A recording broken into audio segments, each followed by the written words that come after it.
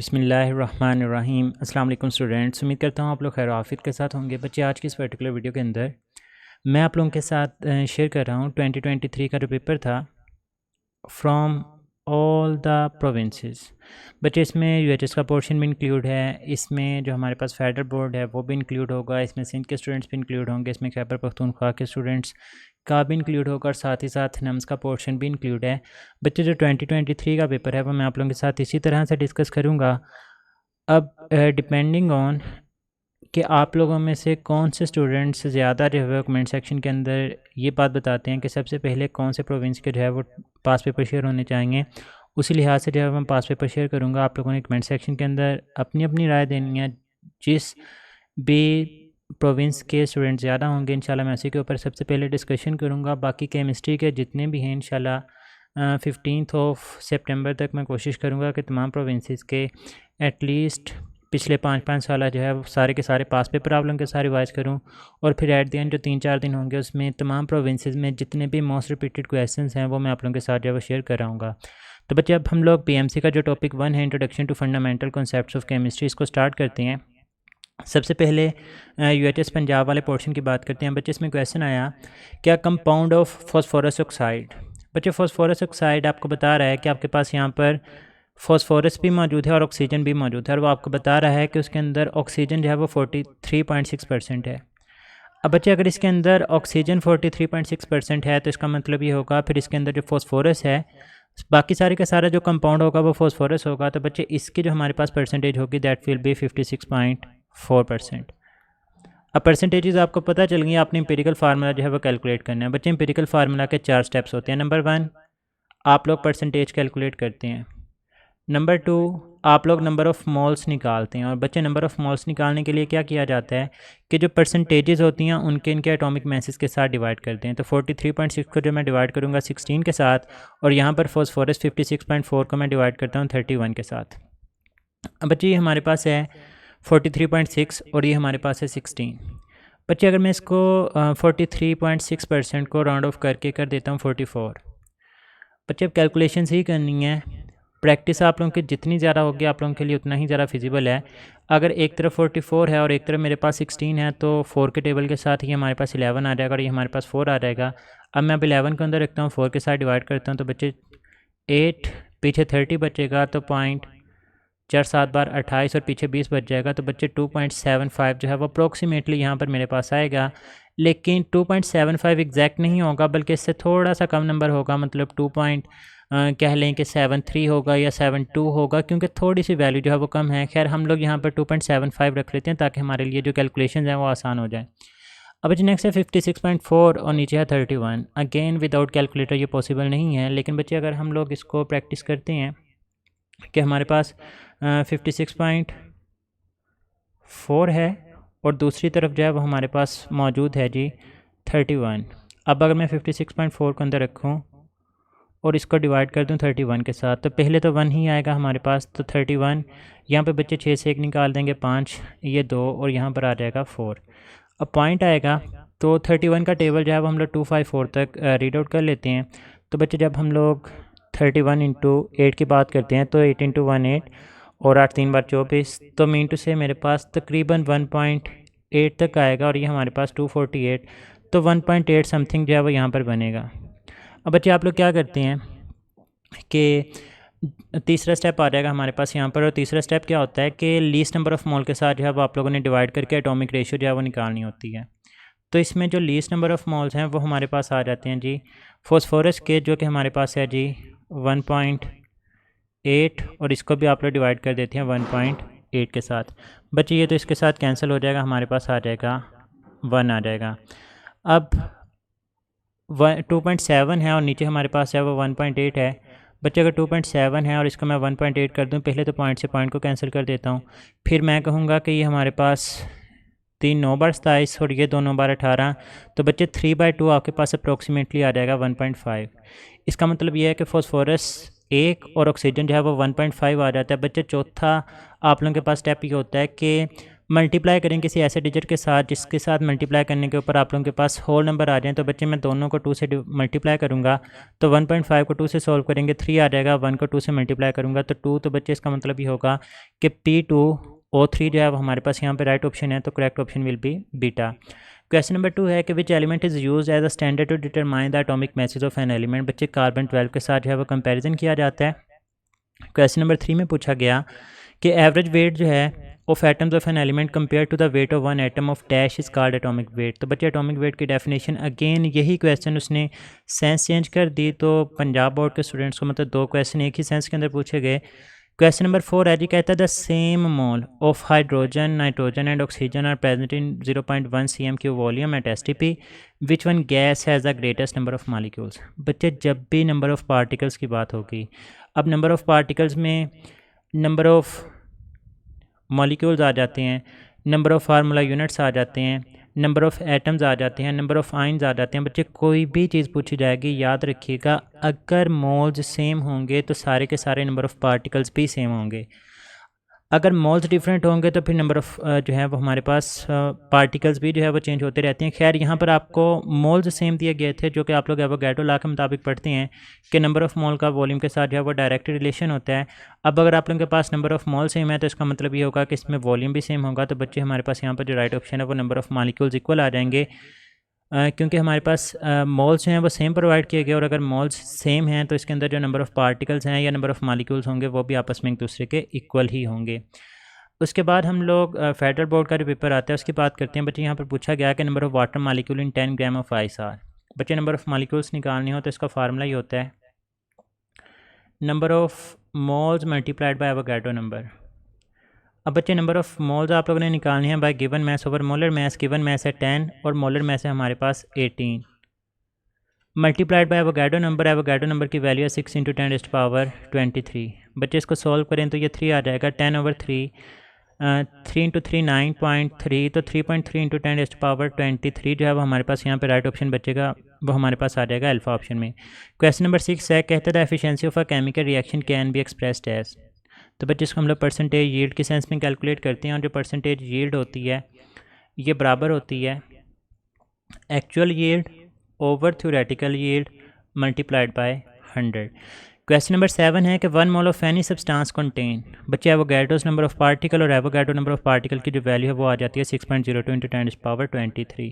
तो federal board के भी क्वेश्चन हैं बच्चे, एनालाइज करें कि कहाँ से आ रहे हैं, या वो आपसे नंबर ऑफ़ मोल्स के रिलेटेड न्यूमेरिकल पूछ रहा है, अभी इसने एम्पिरिकल फार्मूला से पूछे हैं, या आगे जाकर इसने स्टेशियोमेट्रिक बेस्ड क्वेश्चन पूछे हैं, या लिमिटिंग रिएक्टेंट। ये 4 टॉपिक्स पहले यूनिट में से जो है वो बहुत ज़्यादा इंपॉर्टेंट हैं, और इसी की प्रैक्टिस के लिए मैंने इसका पास पेपर सोल्यूशन प्रोवाइड किया हुआ है, तो वो मैं आप लोगों के साथ यहाँ पर लिंक शेयर कर रहा हूँ। उसके ऊपर जाकर भी आप लोगों ने introduction to fundamental concept of chemistry के एक टेस्ट की डिस्कशन है, उसको लाजमी तौर पे सुनना है। मैंने उसके अंदर बहुत सारे फार्मूला है, बहुत सारी ट्रिक्स हैं वो शेयर की हुई हैं, तो वो आपने लाजमी तौर पर जो है वो गो थ्रू कर लेनी है। बच्चे क्वेश्चन नंबर 8 है जो कि सिंध के स्टूडेंट से पूछा गया, कहते हैं कि which of following is different in Na positive, magnesium and aluminium.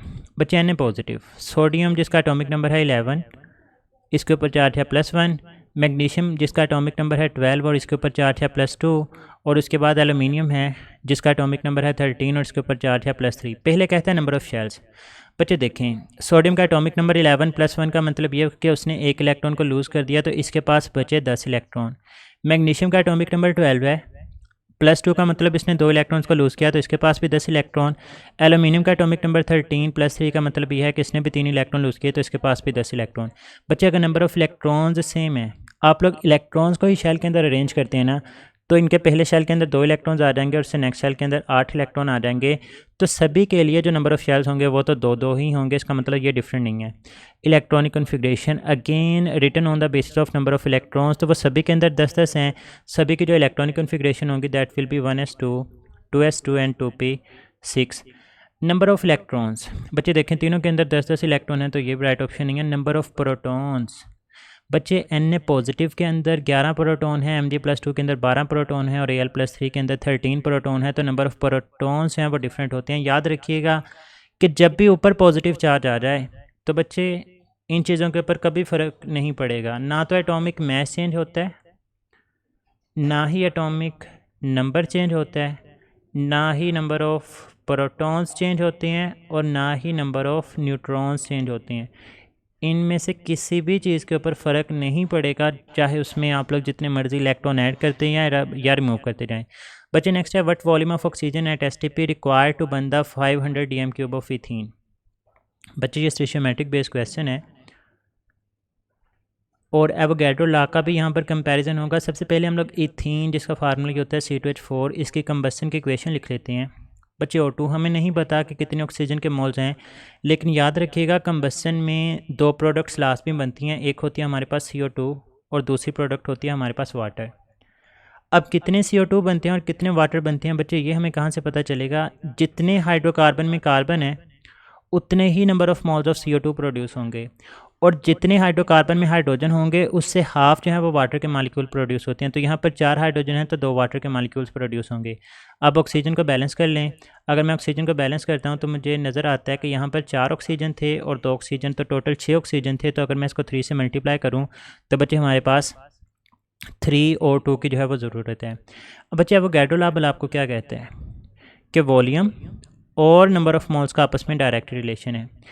बच्चे स्टेशियोमेट्रिक, आपको जो बैलेंस केमिकल इक्वेशन है वो बता रही है कि अगर C2H4 का 1 मोल हो तो ऑक्सीजन के 3 मोल हैं, और मोल का वॉल्यूम के साथ डायरेक्ट रिलेशन है। दूसरे अल्फाज में आप लोग ये कह सकते हैं कि अगर 1 dm³ C2H4 हो तो 3 dm³ आपको रिक्वायर होता है O2। अब आपको वो कहता है कि इथीन का हमने आपको प्रोवाइड कर दिया 500 dm³, तो बताएं ये कितना चाहिए होगा? तो बच्चे 3 जो है वो 1 का 3 गुना है, तो 500 dm³ का 3 गुना 1500 dm³ होगा, या सिंपली आप लोग इसको क्रॉस मल्टीप्लाई कर दें तो 500 इंटू 3 1500 और x को 1 से मल्टीप्लाई कर दें तो x will be equal to 500 into 3। तो आपके पास अगेन आंसर कितना आएगा बच्चे? यहाँ पर 1500 dm³ आएगा। तो यहाँ पे हमारे पास जो राइट ऑप्शन है वो 4 ही बनता है। नेक्स्ट देखें, कहते हैं कि कैल्शियम जिसका एटॉमिक नंबर है 28 form the ionic bond with Z is equal to 17। Chlorine की बात हो रही है। What is the chemical formula of calcium chloride? बच्चे याद रखें ये कैसे सॉल्व होना था। आपको ये चीज़ें याद होनी चाहिए कि कौन सा एलिमेंट कौन से ग्रुप से बिलोंग करता है। एटलीस्ट आपको ग्रुप नंबर 1 के तमाम एलिमेंट्स, ग्रुप नंबर 2 के तमाम एलिमेंट्स, ग्रुप नंबर 3 के तमाम एलिमेंट्स, ग्रुप नंबर 6 और 7 के एलिमेंट्स, इन ग्रुप्स के जो पहले 4 एलिमेंट्स हैं ना, ये आपको पता होने चाहिए। बच्चे ग्रुप 2 की जो निमोनिक है कि बेटा, मांगे, कार, स्कूटर, बाप, राज़ी, तो एटलीस्ट आपको यहाँ तक याद होने चाहिए। बच्चे कैल्शियम ग्रुप 2 से बिलोंग करता है, और कोई भी एलिमेंट जिस ग्रुप से बिलोंग करता है उसके वैलेंस शेल में उतने ही इलेक्ट्रॉन हैं। अब ये ग्रुप 2 का एलिमेंट है। ग्रुप 2 के एलिमेंट मेटल्स होती हैं, they have the tendency to lose electron. तो बच्चे इसके ऊपर जो चार्ज आएगा इलेक्ट्रॉन्स को लूज़ करने के बाद +2। क्लोरीन ग्रुप 7 से बिलोंग करता है, इसके वैलेंस शेल में 7 इलेक्ट्रॉन हैं। इनको अपना वैलेंस शेल कंप्लीट करने के लिए 1 इलेक्ट्रॉन की ज़रूरत है, तो ये गेन करके -1 बना देते हैं। अब बच्चे इनसे कंपाउंड कौन सा बनेगा? तो इनके ऊपर जो चार्जेस होते हैं इनको क्रॉस मल्टीप्लाई करें। Cl के नीचे आ जाएगा ये 2, और 1 को उठा के आप लोग कैल्शियम के नीचे ले जाएंगे, तो इसके नतीजे में जो आपके पास केमिकल फार्मूला ही बन जाएगा। Ca के नीचे 1 आ चुका है और Cl के नीचे 2 आ चुका है, तो बच्चे यहाँ पर जो राइट ऑप्शन है वो हमारे पास CaCl2 आ जाएगा। क्वेश्चन नंबर 11 है, अगेन एम्पिरिकल फार्मूला वाला। हम लोग ऑलरेडी इसके ऊपर क्वेश्चन जो है वो सॉल्व कर चुके हैं। बच्चे सबसे पहले परसेंटेजेस तो गिवन है, कार्बन, हाइड्रोजन और ऑक्सीजन। कार्बन की परसेंटेज है जी 40, हाइड्रोजन की परसेंटेज है जी 6.67 और ऑक्सीजन की है 53.3। दूसरा स्टेप कि आप लोग इनके कैलकुलेट करते हैं नंबर ऑफ़ मोल्स, तो इनके एटॉमिक मैसेज के साथ डिवाइड कर दें। 40/12 आपके पास 3.33 आ जाएगा। 6.67/1 ये 6.67 आ जाएगा, और 53.3 को बच्चे 16 के साथ डिवाइड करेंगे, यहाँ पर भी 3.33 आएगा। अब बच्चे आप लोग तीसरा स्टेप लगाएं कि एटॉमिक रेशो निकालनी है, और एटॉमिक रेशो के लिए लीस्ट नंबर ऑफ़ मोल्स के साथ डिवाइड करें, तो सभी को 3.33 के साथ डिवाइड कर दें। तो बच्चे ये कम्प्लीटली कैंसिल होकर 1, ये कैंसिल होकर 2 और ये कैंसिल होकर 1 आ जाएगा। तो आपके पास C1, H2 और O1, तो आपके पास यहाँ पर जो एम्पिरिकल फार्मूला होगा that will be Charlie. Question number 12 देखें। बच्चे लिमिटिंग रिएक्टेंट पूछा गया है। लिमिटिंग रिएक्टेंट का मैं आप लोगों को एक फार्मूला बताता हूँ। फार्मूला ये है कि number of moles of reactant divided by stoichiometric coefficient. इसका मतलब क्या है, ये ज़रा क्वेश्चन को सुन लीजिएगा, आप लोगों को समझ आ जाएगी इस चीज़ की। बच्चे सबसे पहले तो आपको एक बैलेंस केमिकल इक्वेशन पता होनी चाहिए जो आपको गिवन है कि CS2 प्लस 3O2 ये मिलके क्या बना रहे हैं CO2 प्लस 2SO2। बच्चे बैलेंस केमिकल इक्वेशन से आपको पता चल रहा है कि CS2 के कितने मोल्स हैं, CS2 का 1 मोल है, O2 के कितने मोल्स हैं, 3 मोल्स हैं। अब आप लोगों को जो गिवन डाटा होता है ना, आपने उससे नंबर ऑफ़ मोल्स है वो कैलकुलेट कर लेने हैं। बच्चे CS2 के नंबर ऑफ़ मोल्स निकालें ज़रा। नंबर ऑफ़ मोल्स कैसे निकालते हैं, given mass that is 7.6 divided by molar mass. बच्चे कार्बन का मैस होता है 12, एक सल्फ़र का 32, तो 2 का 64, तो 64 प्लस 12 आपके पास 76 आ जाएगा, मतलब मेरे पास इसका आंसर आ जाएगा 0.1। बच्चे इसी तरह से O2 के नंबर ऑफ़ मोल्स निकाल लें। गिवन मैस है 12.8, O2 का मोलर मैस होता है 32। बच्चे अगर मैं 32 को 4 से मल्टीप्लाई करूँ तो 12.8 आता है, 128 आता है, लेकिन यहाँ पर 12.8 है तो इसका मतलब मेरे पास इसके जो नंबर ऑफ़ मोल होंगे वो 0.4 होंगे। तो बच्चे जो आपको गिवन है वो इसका 0.1 मोल है और इसका कितना है 0.4।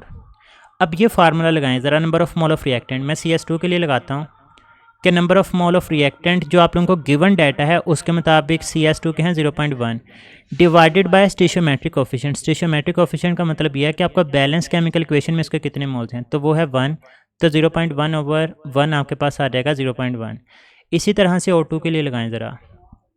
O2 के लिए जब हम लोग लगाते हैं तो number of mole of reactant जो हमें कैलकुलेट हुए वो थे 0.4 divided by stoichiometric coefficient that was 3। अब बच्चे 0.4 ओवर 3, अगर तो 0.3 ओवर 3 होता तो आपके पास आंसर आ जाना था 0.1, लेकिन यहाँ पर 0.4 है, इसका मतलब यहाँ पर आपके पास जो आंसर आएगा दैट विल बी 0.133। मतलब ये वाली जो वैल्यू है वो ज़्यादा है और ये वाली वैल्यू जो